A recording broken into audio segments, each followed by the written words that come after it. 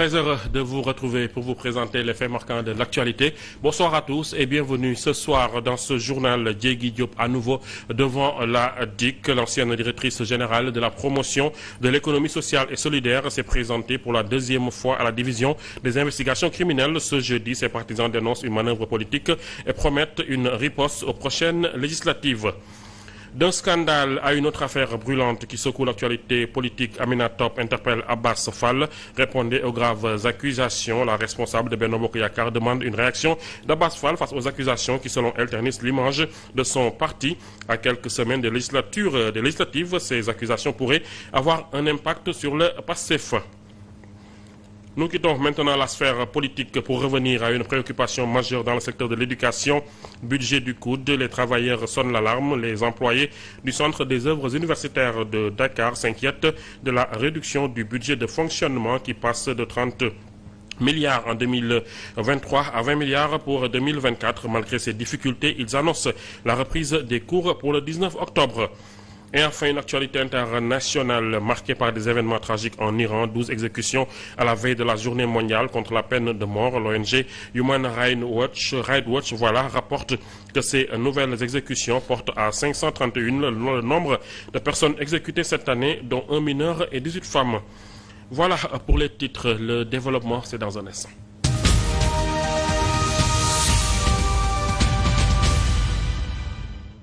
Merci de nous choisir pour vous informer. Convoqué pour la deuxième fois à la division des investigations criminelles, Diégui Diop, ancienne directrice générale de la promotion de l'économie sociale et solidaire, a répondu à l'appel ce jeudi matin. Accusée de gestion opaque, ses partisans estiment qu'elle sert de bouc émissaire en raison de ses positions politiques. Selon eux, l'apériste est visée injustement et ils promettent de riposter en infligeant une défaite éclatante au PASTEF lors des prochaines législatives. C'est sous un ciel menaçant et des conditions peu commodes qu'ils sont venus soutenir leur camarade Diégui Diop à la division des investigations criminelles. Dès les premiers instants, l'un d'eux a été appréhendé par la police.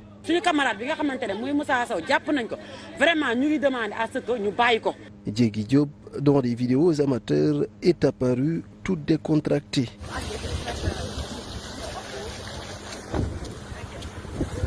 L'ancienne directrice générale de la promotion de l'économie sociale et solidaire, convoquée pour la troisième fois sur une gestion nébuleuse de fonds publics lors de sa gestion. Ses souteneurs parlent de bouc émissaire. Qui dérangeait beaucoup de gens, dérangeait aussi le régime en place. Parce que elle se fait bien la communication et est toujours sur les médias. Politique la ben côté dañ ko ciblé parce que mom nekul ministre nekul DG. Ces derniers ne comptent pas rester les bras croisés et comptent rendre la vie difficile au nouveau régime lors des prochaines élections législatives. Nous savons ce qui nous a coûté la victoire lors des dernières élections présidentielles. Nous n'allons pas refaire la même erreur. Nous avons toutes les armes en main.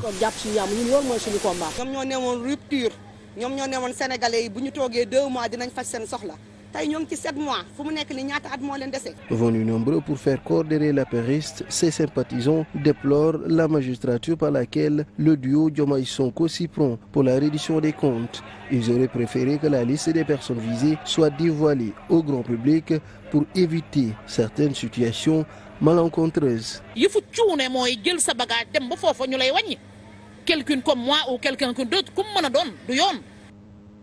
Un autre volet de cette affaire s'est déroulé hier sur le plateau de 7TV, accusé d'escroquerie sur des deniers publics portant sur un montant de 30 millions de francs CFA. Diégui Diop clame son innocence depuis le début de cette affaire hier sur le plateau de Maïmouna Ndour Faye et là encore dénoncé une tentative de faire taire politiquement son opposition au nouveau régime. C'est une Diégui Diop très confiante qui a fait face à MNF. L'ancienne directrice de la promotion de l'économie sociale et solidaire se dit prête à faire face au pire avec ce nouveau régime. Je ne me suis pas victimisée, Maïmouna. Attention! Je ne me victimise pas, j'assume tout ce que j'ai fait. Je n'ai pas peur. Ces accusations d'escroquerie à mon encontre ne me feront pas fléchir. Je suis prête à tout subir. Ma valise il y a 10 jours. J'ai déjà préparé ma valise, je vous le jure, il y a 10 jours. Je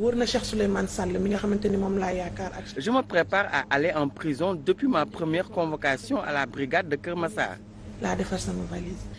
Diégui clame encore son innocence et révèle détenir toutes les pièces qui justifient ses dépenses à la tête de la DPS. J'ai toutes les preuves par devers moi. Je suis juste député. De ce qui montre un problème. Raison pour laquelle je n'ai pas peur. Et je rappelle que je me suis rendue toute seule à la DIC. Elle accuse le ministre Alioune Dione de vouloir l'écarter du paysage politique. Le ministère de la microfinance, Maïmouna. Le ministre de la microfinance n'a rien réalisé depuis sa prise de fonction. Poursuivre Diégui. Il n'a qu'une seule chose en tête, m'arrêter pour prouver sa légitimité politique, ce qui est aberrant. Punition de Diégui Diop. Lors de ce face-à-face avec MNF, elle a été aussi interpellée sur la polémique autour de la candidature d'Ousmane Sonko, tête de liste de PASTEF pour les législatives anticipées. Ousmane Sonko a été condamné. L'affaire de Mame Mbaye Niang a été vidée. Ça n'a rien à voir avec les faits de l'amnistie. Ça, c'est le droit. Elle a aussi profité de l'occasion pour rendre hommage à son mentor, l'ex-président de la République Macky Sall, et réitère son engagement en faveur de l'Alliance pour la République, même si elle n'a pas été investie sur les listes. Passons maintenant à un présumé scandale majeur impliquant l'agence sénégalaise d'électrification rurale ASER. Les responsables du parti au pouvoir seraient impliqués, notamment Abbas Fall, qui est accusé par le journaliste d'investigation Adama Gaye d'avoir reçu 5 milliards de francs CFA de la part d'une entreprise espagnole. Selon les allégations, cette somme aurait été versée pour écarter la société AE Power Sénégal, qui avait pourtant remporté un appel d'offres pour la réalisation de projets d'électrification rurale au Sénégal. Depuis quelque temps, ASER, l'agence sénégalaise d'électrification rurale, fait l'objet d'une vive polémique. Elle serait au cœur d'un scandale dans lequel sont cités de grands responsables du parti au pouvoir. Le journaliste Adama Gaye, qui cite Abbas Fall dans cette affaire, l'accuse d'avoir encaissé 5 milliards de francs CFA aux Espagnols pour exiger à Jean-Michel Sène d'écarter AE Power Sénégal. Madiambal Diagne aussi s'est exprimé sur le sujet à travers son compte X. Le patron du journal Sud Quotidien ne cite personne, mais révèle que les Espagnols exigent le remboursement de 4,5 milliards de francs CFA déjà déboursés.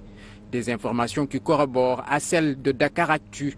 Le site révèle que par un courrier du 30 septembre 2024 transmis à l'ARCOP, la Banque Santander a soulevé des interrogations sur la gestion financière du contrat signé entre la société AE Power EPC et ASER concernant le marché d'électrification rurale. Nos confrères ajoutent que la Banque Santander a ainsi exprimé son souhait de savoir si l'entreprise AE Power EPC serait éligible à la garantie souveraine de l'État en cas d'éviction de la partie sénégalaise et si les garanties délivrées par la SONAC sans paiement de primes au moment de la souscription comme exigé par le code de ciment sont valides. Pour rappel, ARCOP, autorité de régulation de la commande publique chargée de recevoir les dénonciations des irrégularités, à titre conservatoire, la suspension de l'exécution du marché jusqu'au prononcé de la décision du CRD.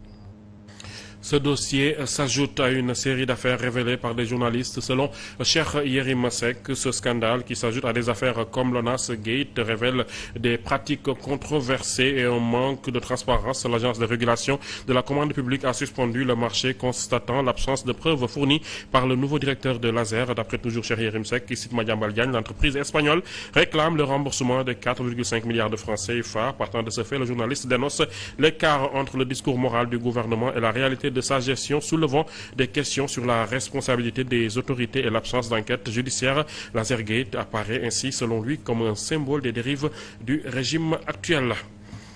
Dans le même registre, la responsable de Benno Bokk Yakaar, Aminata Top, invite Abbas Fall à réagir. Les accusations sont graves selon elle et elles sont en train de tenir la gestion du régime. Ces accusations, à moins de 2 mois des élections législatives, pourraient faire perdre beaucoup de points au parti PASTEF, chantre de la bonne gouvernance.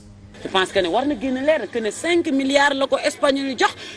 Abbas Fall doit sortir de son mutisme et nous édifier sur les 5 milliards qu'il aurait reçus des mains des Espagnols dans le cadre du projet d'ASER.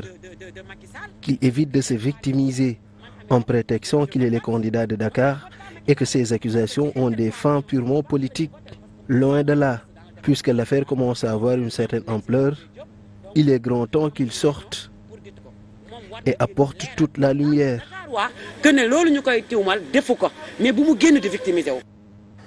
De la politique à l'aviation, un autre sujet chaud. Face à la presse mardi, le ministre des Transports, El Malick Ndiaye, a fait de graves accusations sur la gestion de l'aéroport international Blaise Diagne. Doudou Ka, ancien directeur général de l'AIBD, a réagi en affirmant: je dément formellement toute campagne de calomnie orchestrée par le ministre des Infrastructures. Il précise n'avoir jamais signé de contrat pour l'achat de matériel de handling et dénonce l'ignorance du ministre sur des questions essentielles. En bref, toujours et maintenant ce changement à la tête du service communication des armées. Le capitaine de vaisseau Ibrahim Mosso prend les commandes de la direction de l'information et des relations publiques des armées d'IRPA. Il remplace le colonel Moussa Koulibaly. A noter que le grade de capitaine de vaisseau équivaut à celui de colonel dans la marine nationale. Nous passons à un volet social avec cette formation sur les droits des détenus. L'administration pénitentiaire, en collaboration avec Amnesty International, a lancé aujourd'hui une formation de 2 jours pour 40 agents sur les cadres juridiques de protection des droits humains des détenus. Cet atelier vise à renforcer les compétences des personnels pénitentiaires sur les droits des détenus. Compte rendu, Mamadou Kanté. La problématique des droits humains en milieu carcéral est de plus en plus sujet à débat. Aujourd'hui, la protection des détenus passe inéluctablement par le respect des droits humains, car ils n'ont perdu que leur liberté d'aller et de venir. Et cela, l'administration pénitentiaire sénégalaise en est bien consciente. Cet atelier est organisé pour naturellement renforcer les capacités des personnels qui gèrent les prisons en matière de droits des droits humains en milieu carcéral. Ce séminaire est le 3e du genre organisé par la direction de l'administration pénitentiaire en partenariat avec Amnesty International. Il y a également ce programme que nous mettons ensemble pour que, évidemment, les personnels pénitentiaires qui déjà, dans sa formation initiale, est formé aux droits humains, puissent continuer à avoir une formation continue. Et cette formation continue a eu vraiment un impact. Pour mieux veiller au respect de ces droits humains et leur consolidation, plusieurs dispositions sont envisagées sur le plan de l'hygiène et des conditions carcérales. Ces dernières années, je peux vous assurer que plus de 700 places ont été créées au sein des établissements pénitentiaires. Et actuellement, au sein du ministère de la Justice, il y a un programme de construction de 9 établissements pénitentiaires, dont 2 sont en cours. Mais aussi le respect des droits civils et politiques de certains détenus. Les citoyens qui sont en détention provisoire, qui ont leur carte d'électeur, qui sont inscrits à la liste électorale, qui n'ont pas encore été condamnés, le jour du vote, ils ont le droit de pouvoir voter. Et je l'ai dit tout à l'heure, dans des pays comme l'Afrique du Sud, le Kenya, les gens ils votent, ils installent des bureaux en détention.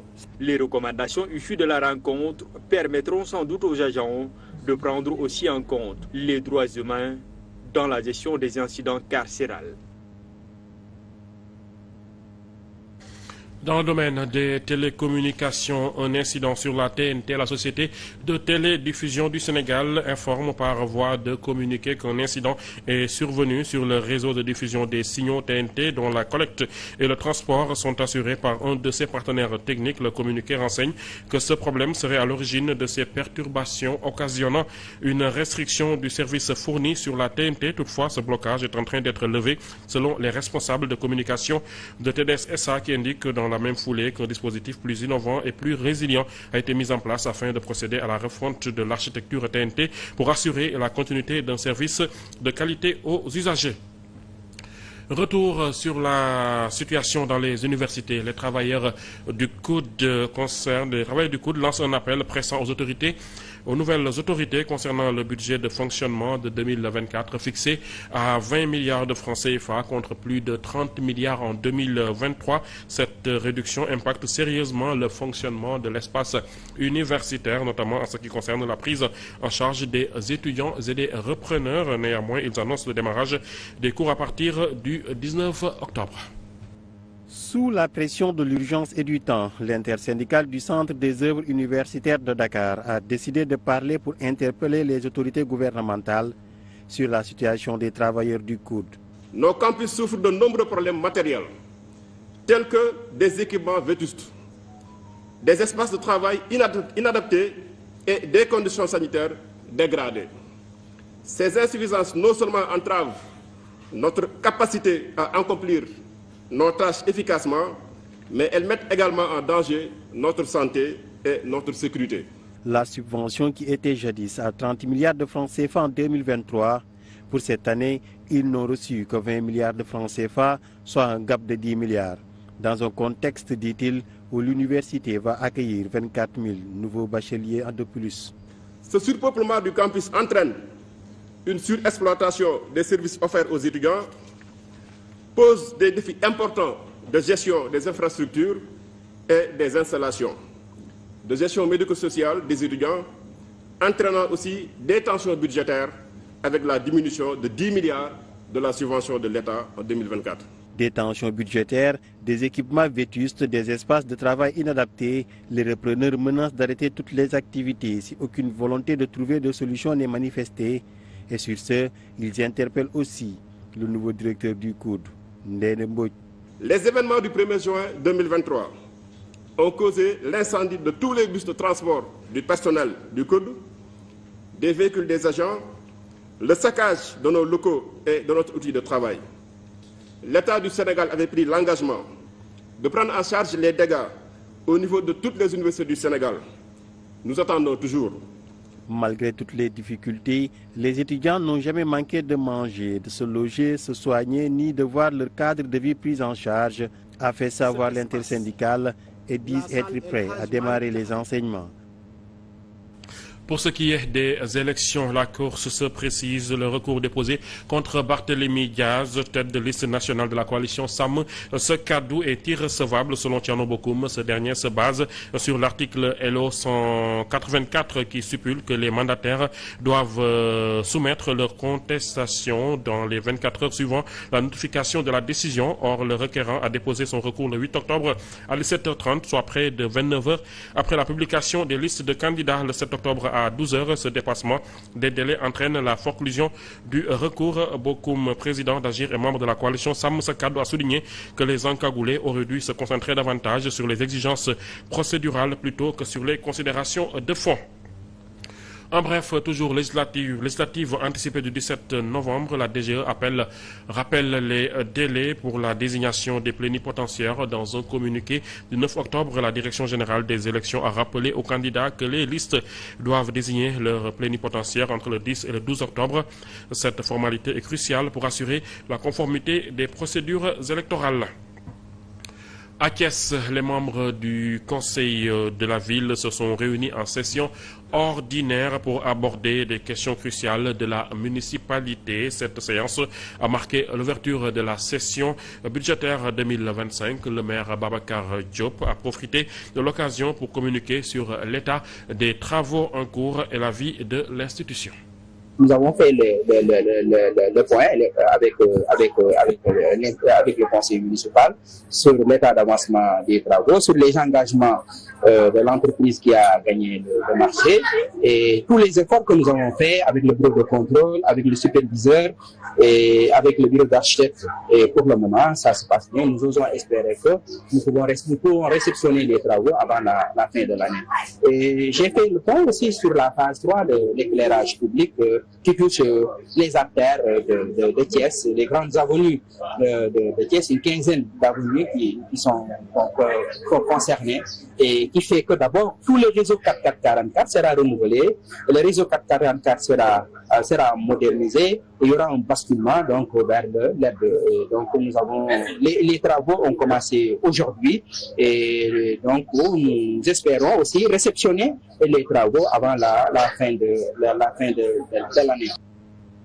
En sport, football, Sénégal-Malawi, le médecin de l'équipe nationale du Sénégal, le docteur Fédior Diouf, a fait le point sur l'état de santé des joueurs à l'approche du match contre le Malawi. Selon lui, la tanière ne présente aucun cas préoccupant, hormis le forfait de Sima qui a déjà regagné son club. L'équipe est en bonne condition. Docteur Diouf a précisé toutefois qu'Ismaël Jacob ne pourra pas participer au premier match en raison d'une légère gêne au genou.